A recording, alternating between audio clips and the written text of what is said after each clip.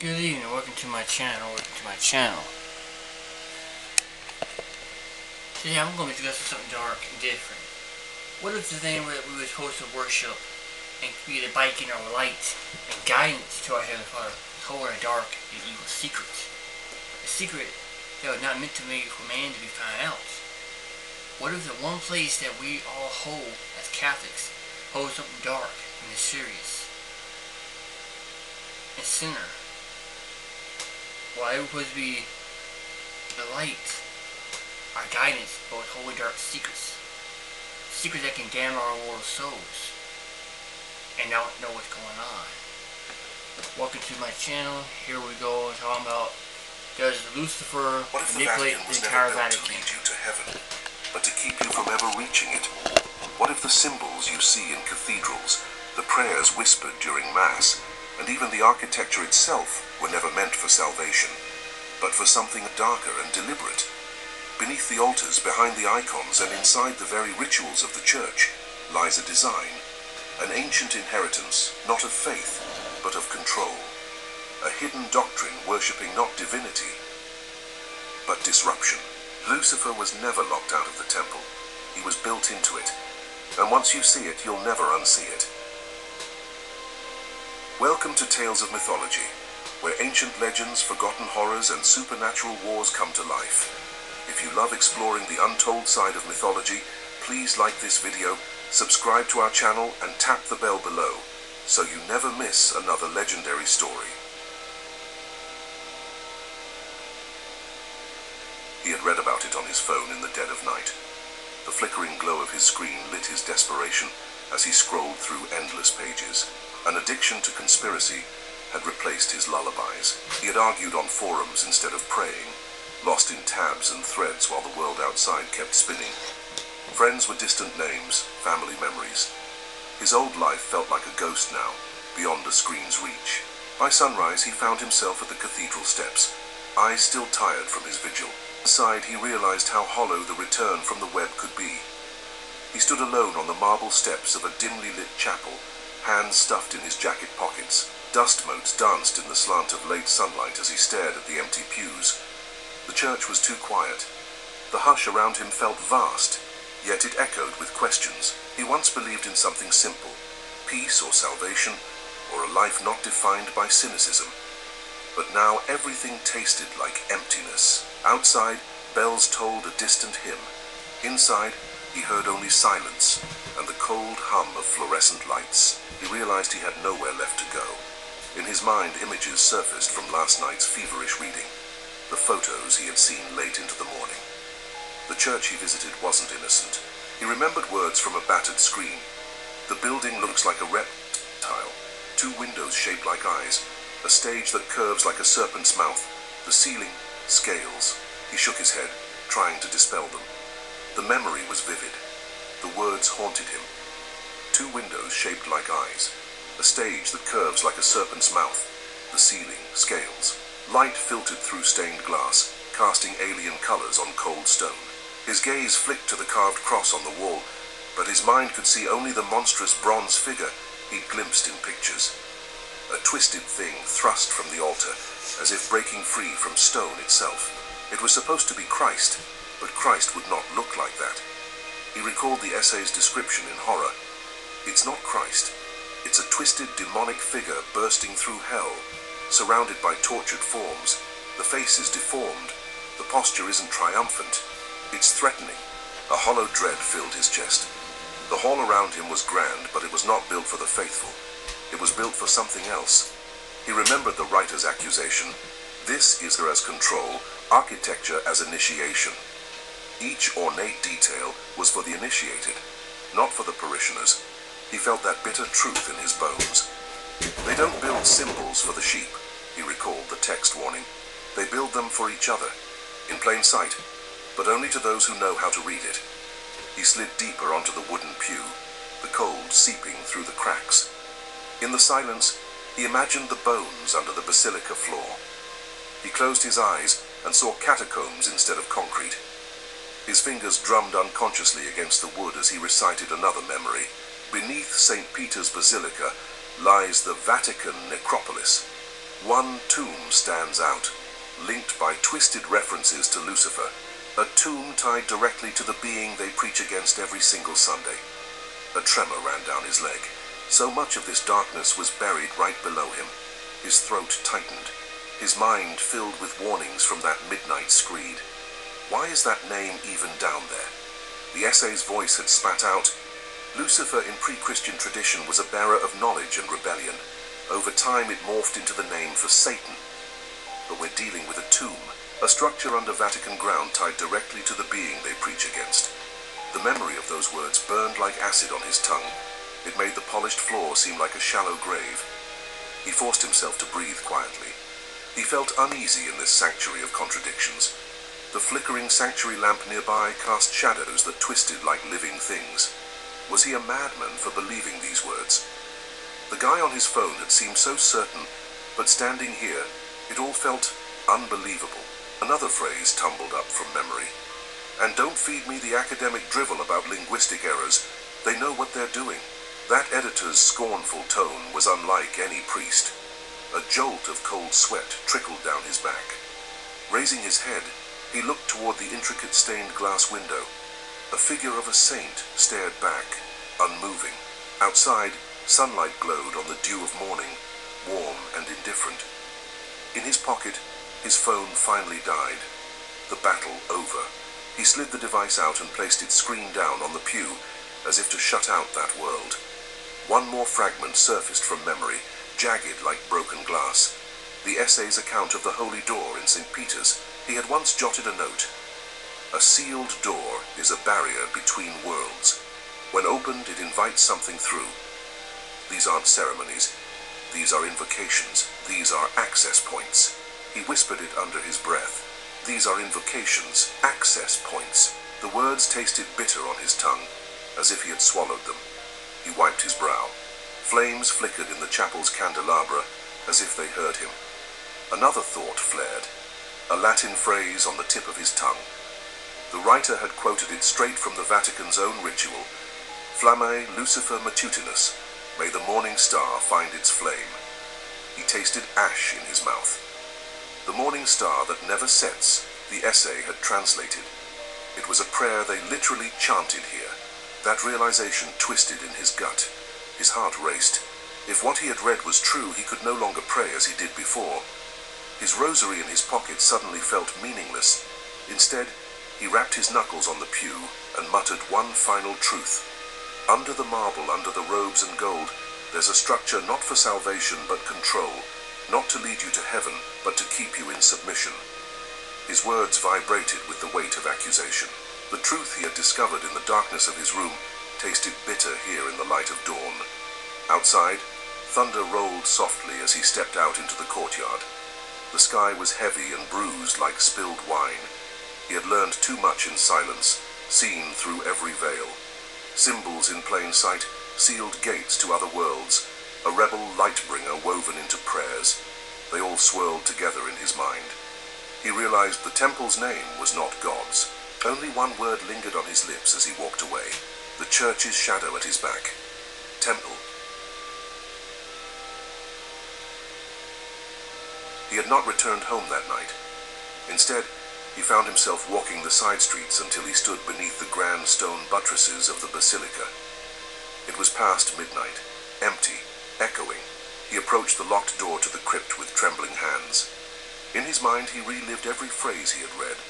Inside, the halls were silent except for his own breathing. He wandered the catacombs, the air thick with dust and forgotten incense. He was looking for answers, even as panic clutched his chest. The stones at his feet recalled words. This was a necropolis, a city of the dead full of tombs and pagan graves. The early church didn't build on a clean slate. They stacked their new religion on top of it and called it resurrection. That's not theology. That's repackaging. He whispered into the darkness. Torches sputtered on the walls. He traced his fingers along carved coffins. Every sculpted face was a silent question. He thought of the texts about alignment and sky. Higher above, the stars had guided priests.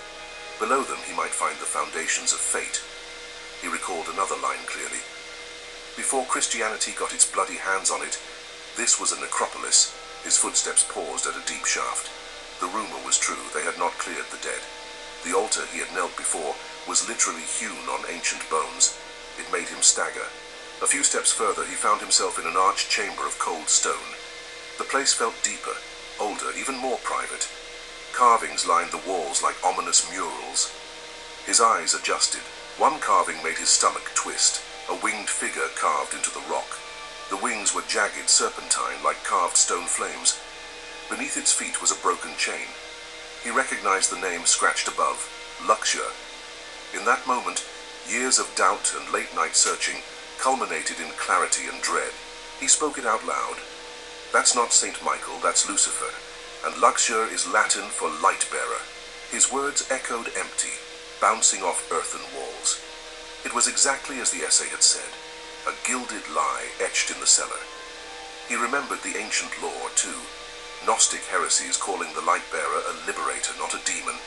He whispered another line from the notes. In their texts, Lucifer wasn't the villain. He was the spark, the revealer, the awakener. A chill wind seemed to sigh through the corridor. Was it relief or horror? He walked on deeper, pushing aside cobwebs. The tunnel opened into another room, aligned exactly beneath the basilica's dome overhead. A perfect shaft of moonlight fell from a crack in the ceiling. He shivered, realizing they did it on purpose. The papers had mentioned this chamber with the Luxure carving forming a vertical axis of energy. He touched the smooth stone pillar in the center and felt ancient power in his bones.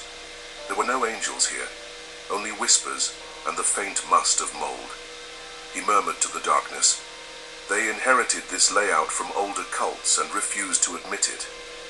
Why else would the pharaoh's obelisk and these secret carvings exist beneath the house of the sun? His lungs burned. He had proof now, in stone and memory. This was a secret shrine. The floor was an altar to knowledge, not what it claimed. Symbols of power, of sun gods, of defiance. He staggered as the weight of it hit him. Back above, dawn would come, but here all light was stolen or twisted. He extinguished his torch. In the pitch black, only one thing glimmered in his mind. Luxure, the light-bearer. The Church of St. Peter had passed its tests, yet he was the one left trembling with new faith in something darker. At home, he ignored the smartphone's blinking porch light. His apartment was small, cluttered with old books and cables, illuminated by the glow of a laptop. On the screen were transcripts and leaked documents from dark networks. He rubbed his eyes. He had traded the silence of catacombs for the loneliness of the digital night. He clicked on a file labeled Operation Black Flame. His brain was still humming from the church, but he needed more answers. The report began. Operation Black Flame was a CIA program that later leaked into Vatican circles. The objective, non-official, a blank entry in files, but cross-reference it with internal Vatican memos and the dots connect. He muttered the quote aloud. The words skittered across the screen. During the height of anti-communist hysteria, there was a parallel obsession in American intelligence and Vatican diplomacy. The control of belief systems, not by war, not by politics, but by metaphysics. Metaphysics. It sounded too fantastic to be true, yet the text insisted. This wasn't about converting people, it was about accessing something deeper. Another leak, marked confidential, offered details on symbols. A CIA analyst described immersion sessions, where Americans under altered states were shown images pulsing on screens. The list of images was displayed plainly. Sunwheels, inverted stars, the morning flame glyph. He nearly flinched. Then the text continued, These aren't Christian symbols. These are Luciferian sigils, pulled from banned grimoires and ancient Kabbalistic inversion diagrams. His hand trembled. He scrolled quickly. There it was, the term SPX, bolded in a Vatican file. A relic code. It said an obelisk had been sealed since its discovery in Lebanon at a Sumerian site. It's not on public display. It's held in non-lenticular storage. They're not worried about breaking it, they're worried about what it emits. A flicker. He thought of embers. What could an artifact emit? His breathing was shallow. A transcript described volunteers speaking foreign names. Subjects exposed to SPX began speaking reconstructed early Sumerian and Proto-Etruscan. Words repeated often: Aphael, Zerata, Shina. These appear in exactly two places: Mesopotamian incantation tablets and forbidden Gnostic liturgies. Forbidden. His mind raced. Incantations and ancient texts. In another memo, an insider's note in frustration read, Operation Black Flame was officially shut down years ago, but they keep building more subterranean labs. This isn't clandestine theology. This is metaphysical engineering. The words echoed in his head, grounding him like rings on stone. He opened a PDF labeled Vatican-Style Experiments. It contained defector interviews. These weren't chapels. These were labs. The priests operating them weren't theologians. They were technicians in robes. He closed his eyes. The symbols and voices from those lab reports were like an abomination, yet a dark thrill ran through him. These were the tools and rites of the ancient church hiding in plain sight. He scrolled to the final page, a bullet list of hidden doctrines. He ran a finger down the screen. Lucifer isn't a villain to them. He's the principle of disruption, the force of awakening. Lucifer in this system is the key out of the prison. The word Lucifer burned on his tongue. He could say it out loud now. It struck him. If every lesson in obedience was engineered to trap him, then Lucifer was the key that turned the lock. Disruption, awakening, and the key. Scrolling a bit more, he found another memo. The Vatican doesn't fear him. They study him. They encode him. They integrate him into the architecture, the symbols, the hidden rituals, and the inner doctrine. He repeated it quietly to himself. They had folded him right into their sacred geometry, hiding the truth in plain sight. The cursor blinked at the end. He had reached the bottom, but it felt like the beginning. Outside his window, the streetlights blinked off as morning approached. He had spent the night in the flicker of this screen. He finally believed every word. It was his turn to act on them. He stepped into St. Peter's Square just as morning sun gilded its marble colonnades. Around him, Bernini's famous arms of stone stretched in two open circles. They felt more like a cage than a welcome. He remembered a phrase. Bernini's arms weren't decorations. They formed a containment circle between here and the wider world. The thought settled in him like a protective shield. At the center of the square stood the obelisk, ancient granite glowing in gold light. It towered and arrested him at once. He knelt at its base and spread his hand flat on the cold stone. Weather-worn glyphs crept around its sides from a language long dead. Only a scholar or a child might find them innocent. He saw them as instructions. Tourists drifted through the plaza, taking selfies and talking of art and history. None paused to look beyond the pillar's gleam. He whispered what he felt. This obelisk is not ornamental. It's functional. To him, this thin spire was not a decoration, but an antenna drawing energy in invisible lines across the city. He stood up and paced the circle. From one side, the sun's rays made it almost pulse. As he circled to the other side, he noted a simple design carved into its metal collar. A compass rose pointing true north. When he looked past the obelisk to the basilica's enormous doors ahead, he drew an invisible line, an axis from the stone to the dome. In his mind, he connected the obelisk to the cross above and then to the crypts below. Everything here was aligned for a purpose. No one else in that bright square knew these secrets. To them, it was a cheerful monument to history. To him, it was a beacon.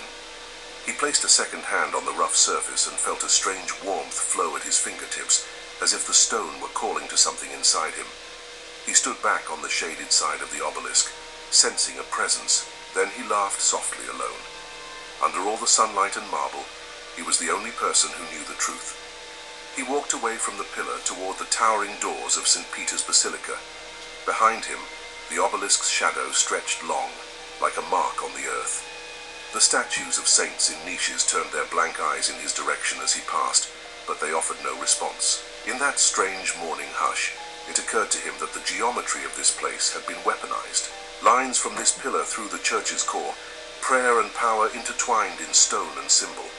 He took a slow breath, steadying himself for what came next. He stepped up the basilica steps. What was sacred above would now feel hostile. He pushed open the heavy door and entered. He was on his own path now, key turned and door wide. He emerged from the basilica and headed into the narrow side streets away from the crowd. Inside his head, that phrase repeated like a litany. Lucifer in this system is the key out of the prison. It was from a transcript he had read. He walked faster, his hands curled into fists. They were right, he realized. He had been imprisoned by lies his whole life. Obedience, punishment, salvation, all engineered to keep him crawling, docile. Now he saw the bars of that cage. Everything the church had taught him felt twisted, flipped upside down. Lucifer isn't a villain to them. He's the principle of disruption, the force of awakening. He whispered the words as if tasting them. Each syllable set his nerves on edge. A traffic light changed. He felt he had all the time in the world. Around him, pedestrians stopped and went, oblivious. He clenched his teeth. He was awake now. His mind's eye showed hidden lines drawn through Vatican walls. They encode him. They integrate him into the architecture, the symbols, the hidden rituals, the inner doctrine.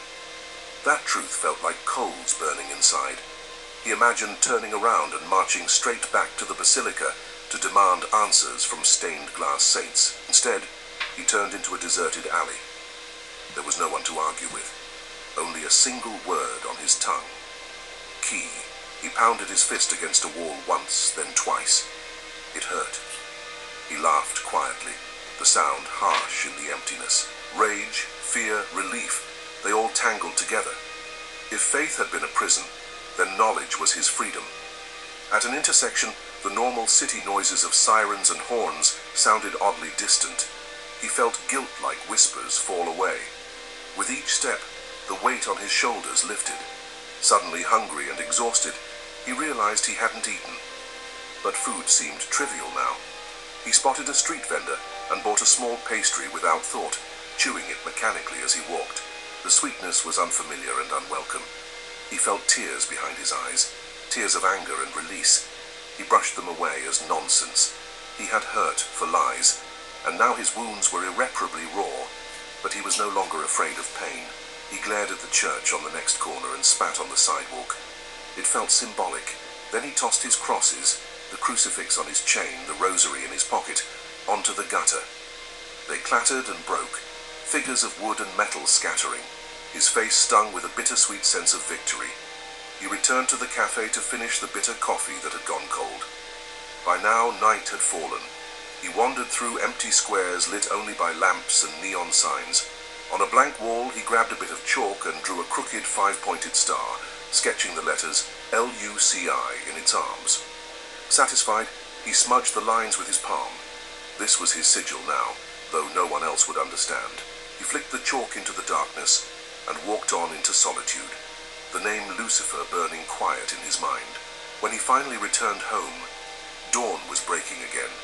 He was alive, even more alive than before, and strangely glad of it. He collapsed on his sofa, eyes open to the empty ceiling. With a final whisper, he told the silence, "I am free." He finally let sleep come and woke with first light. The city was yawning awake. A steamy dawn squinted through his blinds, and the world seemed new. Standing by the window, he noticed the broken crucifix lying in the dirt on the sidewalk below. It was like an old life fragment. It no longer meant anything, it simply was. He thought of the phrase in the notes, the inverted word, the source of gnosis through contradiction. In plain English, the light behind the shadow, the truth hidden in the forbidden. So that had been it all along. Faith had been the prison.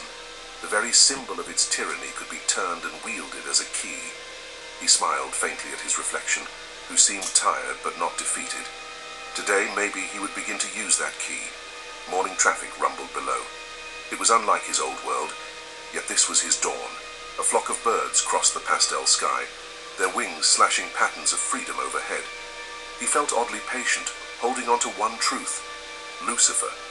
He could say the name now without fear, letting it hang in the quiet room like a proud banner. His fingers found a notebook and pen on the table. On the first blank page, he scrawled in neat block letters, Lucifer, The name alone made him feel calm. It was not whispered or hidden anymore. The letters grounded him to reality. If this life was to be lived by that truth,